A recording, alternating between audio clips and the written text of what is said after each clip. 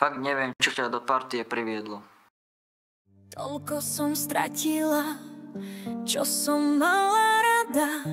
Ticho jediný hlas, čo so mnou zostáva. Každý krok je ťažký, každý deň je dlhý. Svet je zrazu prázdny, len ja a moje viny. Ako nájsť odvahu, keď k zemi padám? Ako sa nadýchnuť, keď silu nemám? A ticho šepne mi: vstaň, sprav ešte jeden krok.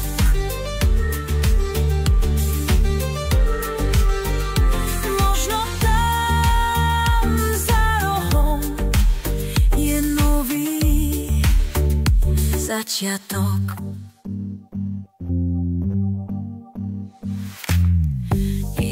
Cesta bez map, nevieš kam povedie, no kroky vpred sú lepšie než tiché bezvládie. Každý deň je nový, príjmi ho láskavo, nauč sa milovať to, čo ti zostalo.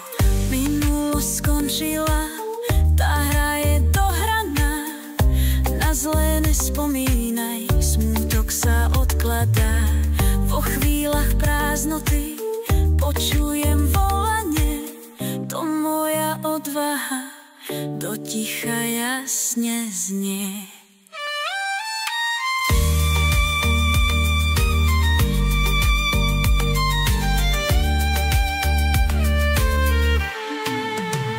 Ako nájsť odvahu, keď zemi padá? Ako sa nadýchnuť, keď silu nemám? A ticho šepne mi: vstaň, sprav ešte jeden krok.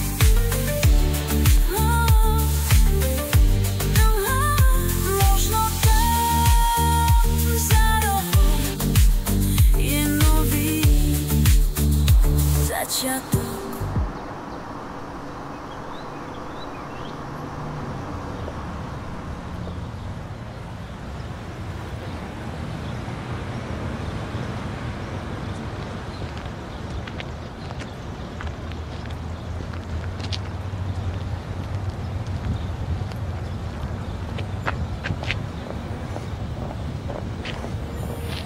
Vstaň, sprav ešte jeden krok.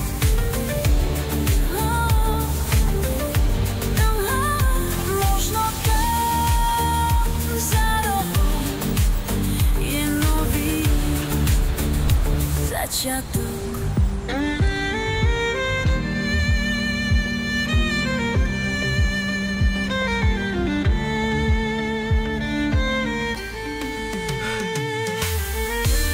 Sofuko.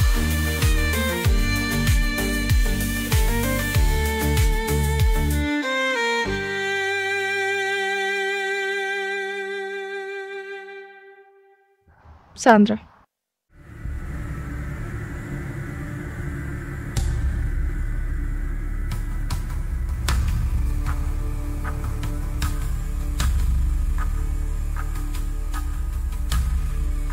Ten dom musí byť opustený strašne dlho. Šrafik sa ho nestaral už keď žil. Nechal ho schátrať. Došli mu peniaze na opravy. Hej Fuko, došli. Schvápal ju. Mali by ste vidieť jeho dom v najlepších časoch. Každý mu tú vilku závidel. Chlapík bol miestny boháč. Počul som, že ho opustila žena. Preto začal piť. Max, ja som ten príbeh počula inak. Vraj ho chcela opustiť, ale on sa jej nechcel zdať. Väznili u seba doma. Lexa, aj ja som to takto počula. Od našej susedy. Jasné, Izzy. Jedna babka povedala. Blbosť. Neschovával len ju. Vraj mal v dome hromadu zbraní a munície z druhej svetovej. Ten dom vyzerá príšerne. Nemám z neho dobrý pocit. Príšerný, ale odteraz náš. Všetky hotely sú už obsadené.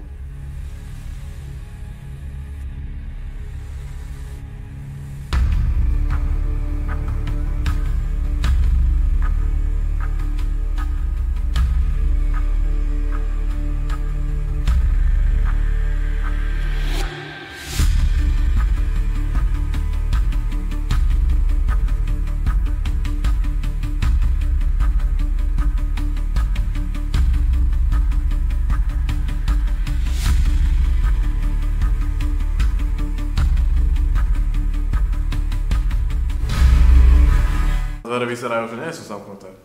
Super, tak ideme iba na návštevu. Myslím si, že niekto na nás tam čaká. Cítiť tu zápach z liehu alebo nejaké porozlievané chemikálie.